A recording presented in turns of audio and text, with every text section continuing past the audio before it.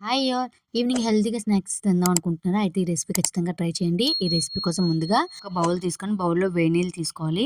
అందులో ఒక cup soya chunks కొద్దిగా ఉప్పేసుకొని 10 నిమిషాలు పక్కన పెట్టేసి ఇలా పిండేసి మిక్సీలో వేసి గ్రైండ్ చేసుకోవాలి బరగ్గా. ఇందులో ఉల్లిపాయలు, కొత్తిమీర, అల్లం వెల్లుల్లి పేస్ట్, 2 స్మాష్ చేసుకున్న పొటాటోస్, పసుపు, ఉప్పు, కారం, ధనియాల పొడి, జీలకర్ర పొడి, గరం మసాలా, 2 టేబుల్ స్పూన్ బియ్యం పిండి వేసి బాగా కలిపేసుకొని పక్కన పెట్టేసుకోవాలి. ఇప్పుడు ఒక కప్పు తీసుకొని ఒక కప్పు మైదా పిండి, కొద్దిగా వాటర్ వేసుకొని ఈ కన్సిస్టెన్సీలో పక్కన పెట్టేసుకోవాలి.